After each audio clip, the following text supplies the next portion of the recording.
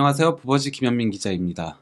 세리에 28라운드 최대 빅매치라고 할 수 있는 나폴리와 AC 밀란의 경기를 프리뷰해보도록 하겠습니다. 이 경기는 한국 시간 4월 3일 새벽 3시 45분 스타디오 디에고 아르만도 마라도나 나폴리 홈구장에서 열릴 예정인데요. 이번 경기는 챔피언스리그 8강전 미리 보기로 많은 관심을 끌고 있죠. 이유는 나폴리와 AC 밀란이 챔피언스리그 8강전 대진으로 함께 잡히게 되면서인 건데요. 이와 함께 나폴리와 AC 밀란은 앞으로 있을 5경기 중 무려 3경기를 연달아서 대결을 칠 예정입니다. 말 그대로 징검다리로 계속 맞대결이 있는 겁니다. 최근 성적을 조금 먼저 살펴보도록 하겠습니다. 나폴리는 말 그대로 파죽 시대를 이어오고 있다고 할 수 있겠는데요. 최근 공식 대회 14경기에서 12승 1무 1패를 기록 중에 있습니다. 저기 그 맨 위에 파란 박스를 친 크레모네세전은 코파 이탈리아였고요.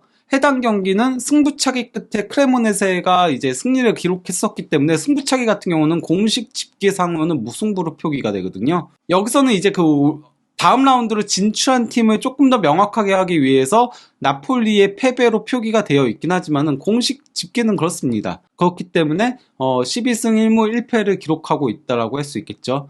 해당 기간에 세리에 경기만 놓고 보면은 10경기 9승 1패입니다. 라치오전 0대1 패배가 유일한 셈이죠. 물론 이 선수는 이번 시즌 내내 잘해오긴 했지만은 특히 그 최근 뜨거운 득점 생산성을 자랑하고 있는 흡이차 크바라첼리아인데요. 흡이차 같은 경우는 최근 공식 대회 11경기에서 6골 6도움을 넣는 괴력을 과시했습니다. 특히 그 해당 기간에 있었던 세리에 9경기에서 6골 5도움을 올렸는데요. 경기당 1개가 넘는 공격 포인트죠. 이에이미버스 흡이차는 세리에 3월 이달의 선수를 수상하는 영예를 얻었습니다. 김민재 선수도 같이 후보군에 이름을 올리기도 했지만 팀 동료에게 양보를 해야 했죠.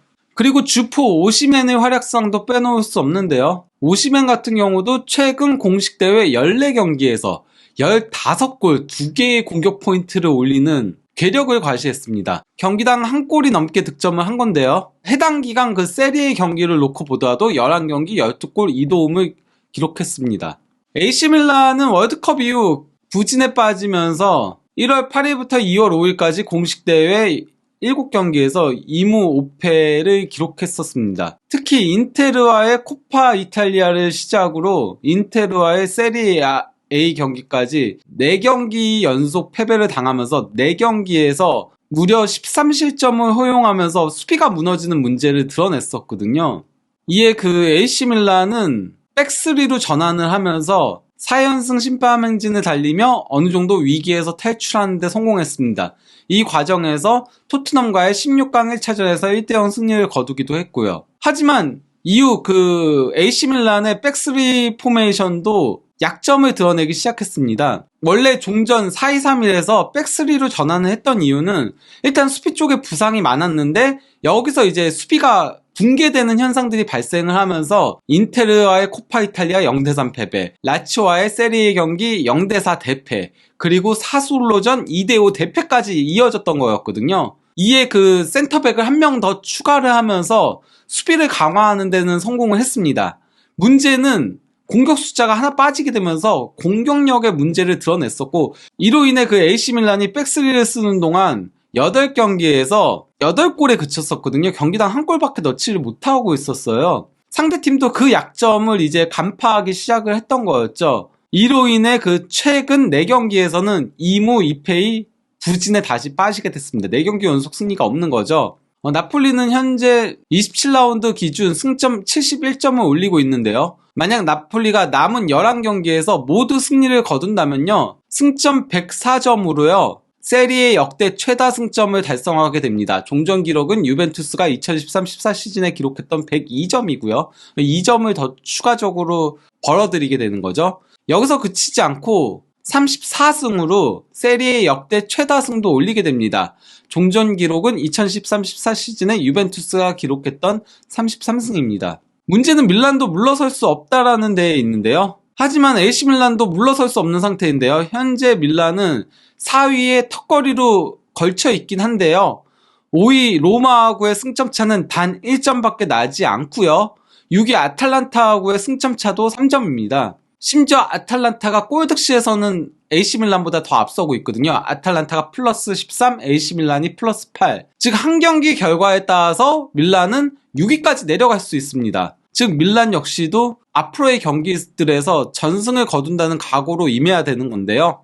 그래서일까요? 많은 이탈리아 현지 언론들은 AC밀란이 다시 그 4-2-3-1로 회귀할 것이라고 예상을 하고 있습니다. 일단 그 이탈리아의 정통한 기자죠. 이탈리아에서는 1티어라고 불리고 있는 디마르지오 기자는 AC밀란의 피올리 감독이 다른 포메이션으로의 체인지에 끌리고 있다라면서 그가 알고 있는 최고로 돌아가려고 하고 있다라고 한 겁니다. 그건 바로 4-2-3-1 포메이션이죠. 그리고 또 이제 투터스포트 역시도 피올리가 나폴리와의 경기에서 중앙 미드필더인 라데 쿠르니치를 트레카르티스타, 이게 그 공격형 미드필더를 의미하는 거거든요. 공격형 미드필더로 전진 배치시키는 4-2-3-1 포메이션을 고려하고 있다라고 하면서 이는 지난 시즌 AC밀란이 나폴리 원정에서 승리했을 당시에 캐시에를 공격형 미드필더로 전진 배치시켰던 것과 동일한 전술이다라고 보도를 했습니다. 그러면 이번에는 양 팀의 결장자 현황을 조금 살펴보도록 하겠습니다. 나폴리는 베레진스키 한 명 제외하면은 부상 선수가 없습니다. 김민재와 오시멘이 옐로카드 한 장씩을 받게 된다면은 다음 경기에 출전할 수 없습니다. AC밀란 같은 경우는 메시아스와 칼룰루가 현재 부상자 명단에 이름을 올리고 있는 가운데 질라탄 이브라이모비치까지도 A매치 기간에 부상을 당하면서 나폴리 원정 출전이 불가합니다. 이브라이모비치는 그 나이가 들면서 최근 부상이 잦아지고 있는데요. 안 그래도 그 장기간 부상은 못 나왔었는데 A매치 기간에 스웨덴 대표팀에 갔다가 부상을 당하면서 이번 시즌은 사실상 팀에 도움이 되지 못하고 있는 실정이죠. 여기에 더해서 AC밀란은 그 칼룰루와 키에르, 레비치, 칼라브리아가 옐로카드 한 장을 받게 된다면은 다음 경기 출전이 불가합니다. 이탈리아 4대 스포츠지에 해당하죠. 가제타 델로 스포츠의 예상 포메이션을 보면은 나폴리는 4-3-3 그리고 AC밀란은 4-2-3-1로 예상을 했는데요. 다만 그 많은 이탈리아 현지 언론들의 보도와는 가제타의 예상이 조금 다른 부분은 있습니다. 바로 가제타는 원래 중앙 공격형 미드필더인 브라임 디아스를 그대로 공격형 미드필더로 나올 걸로 예상을 했고, 반면 크루니치를 그대로 그냥 수비형 미드필더에 배치될 걸로 본 건데요. 저는 근데 크루니치를 공격형 미드필더로 전진 배치시키면서 브라임 디아스를 살레마키어스 대신에 오른쪽 윙으로 배치할 가능성이 더 높아 보이긴 합니다. 대신 이제 크루니치가 맡고 있는 수비형 미드필더 자리에는 베나세르가 선발 출전하겠죠. 그리고 나폴리 같은 경우는 항상 로사노랑 폴리타노 그리고 마리오 후이와 올리베라가 주전 경쟁을 펼치고 있는 그 자리 제외하고 나머지는 그대로 나온다라고 봐도 무방하죠. 다만 그 김민재 선수가 이번에 우루과이하고의 평가전이 끝나고 기자회견에서 상당히 힘들다라고 얘기를 했었잖아요. 신체적으로나 멘탈적으로나 다 힘들다라고 얘기를 했었는데 이 부분이 조금은 변수가 될 위험성은 있다라고 생각을 합니다. 그러면 이번에는 그 양 팀의 전반기 맞대결을 조금 살펴보도록 하겠는데요. 전설의 김민재 벽화가 탄생했던 경기였죠. 경기 막판 브라임 디아스의 골과 다름없는 슈팅을 김민재 선수가 마치 태권도를 하듯이 다리를 쭉 뻗으면서 막아내면서 나폴리 벽화에 한 화가가 그림을 그리게 된 거였었는데요. 그러면서 나폴리가 해당 경기에서 2대1로 승리를 거뒀었죠. 다만 그 경기 당시에는 김민재 선수도 지루의 공중볼 경합에는 다소 고전을 하긴 했습니다. 물론 잘 막았어요. 잘 막았는데 그나마 고전한 편에 속했었고, 그래서 이제 김민재 선수도 밀란전이 끝나고 인터뷰에서 지루가 여태까지 상대했던 공격수들 중에서 가장 막기 어렵다라고 평가를 했었죠. 다만 현재 그 지루 선수의 폼이 그렇게 좋지 못하다는 겁니다. 아무래도 지루가 이제 나이가 있다 보니까 월드컵까지 뛰면서 체력적으로 조금 문제가 발생을 한 부분도 있는데다가 월드컵 결승전에서 아르헨티나한테 아쉽게 승부차기 끝에 패하면서 준우승에 그쳤잖아요. 그러면서 심리적인 박탈감까지 동시에 온 게 아닌가 싶을 정도입니다.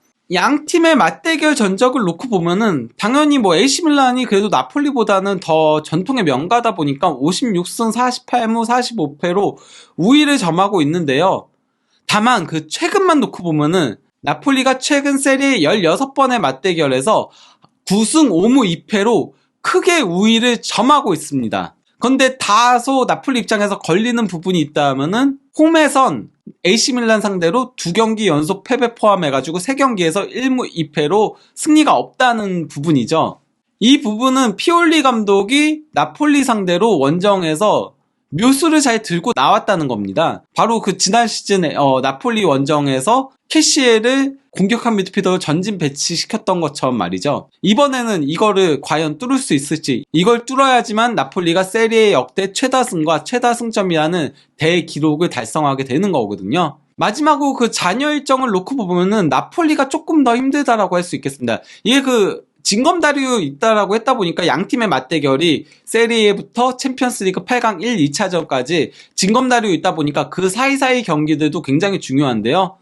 일단 그 나폴리가 AC 밀란하고의 홈경기를 치른 다음에는 레체 원정을 떠나고요. 이것까지는 쉽죠. 레체가 15위 위치한 팀이니까요. 그리고 다시 이제 밀란 원정을 치른 다음에 베로나하고의 홈경기를 치는데 이것까지도 쉽습니다. 베로나가 18위 팀이니까요. 문제는 챔피언스리그 8강 2차전을 치른 다음에 유벤투스 원정을 떠난다는 거거든요. 유벤투스 같은 경우는 최근 공식 대회 4연승 포함해가지고 12경기 10승 1무 1패로 나폴리 다음으로 최근 성적만 놓고 보면은 세리에 팀들 중에서 가장 좋다라고 할 수 있습니다. 이에 힘입어가지고 유벤투스가 승점 15점 삭감을 받았잖아요. 그 장부 가지고 장난을 쳤던 부분 때문에 승점 15점 삭감을 받았는데, 그러면서 한때는 하위권으로 추락했으나 현재 7위까지 올라왔습니다. 삭감이 없었으면은 승점 56점으로 2위에 위치하고 있었을 겁니다. 왜냐면은 현재 2위인 라치오가 승점 52점이거든요. 거기다가 4위 AC밀란하고의 승점 차도 현재 7점밖에 나지 않고 있어요. 정말 빠르게 추격하고 있다고 할 수 있겠는데, 만약에 AC밀란이 나폴리한테 진다면은 유벤투스는 더 승점 차를 사실상 가시권에 접어들게 될 가능성이 높은 거죠. 밀란 같은 경우는 나폴리 원정을 치른 다음에 엠폴리아 홈경기를 치르고요. 그 다음에 이제 챔피언스리그 8강 1차전 나폴리 홈경기를 치르고 나서 볼리오나 원정을 떠납니다. 그리고 이제 다시 나폴리와의 챔피언스리그 2차전 원정 경기를 치른 다음에 레체와 맞대결을 가질 예정인데요. 엠폴리도 14위, 볼리오나도 9위, 그리고 레체도 15위. 상대적으로 수월한 일정이라고 할 수 있겠죠. 즉 나폴리 같은 경우는 이번 밀란전에서 승리를 거두면서 기선을 먼저 제압할 필요가 있습니다. 그러고 나서 챔피언스리그 8강 1차전 밀란 원정에서 승리를 거둬야지 그 다음 유벤투스전까지 쉽게 갈 수 있어요. 만약에 8강 1차전 밀란 원정에서 패하거나 한다면은 그 다음 2차전에도 정말 사력을 다해야 하고, 그럴 경우에는 유벤투스전에도 다소 영향을 끼칠 위험성이 있다는 거죠. 물론 상황을 놓고 보면은 나폴리는 세리에 우승은 확정적이나 마찬가지이기 때문에 유벤투스전 신경 안 쓰고 굴려도 돼요. 반면에 이제 AC밀란은 4위 경쟁이 너무나도 현재 치열한 상태이기 때문에 매 경기 승리가 필요한 상황이고요. 분명한 건 이번 경기를 통해서 챔피언스리그 8강의 판도도 어느 정도는 예측해 볼 수 있을 것이라는 겁니다. 그러면 이쯤에서 나폴리와 AC밀란의 세리에 28라운드 경기 프리뷰를 마무리하도록 하겠습니다. 감사합니다.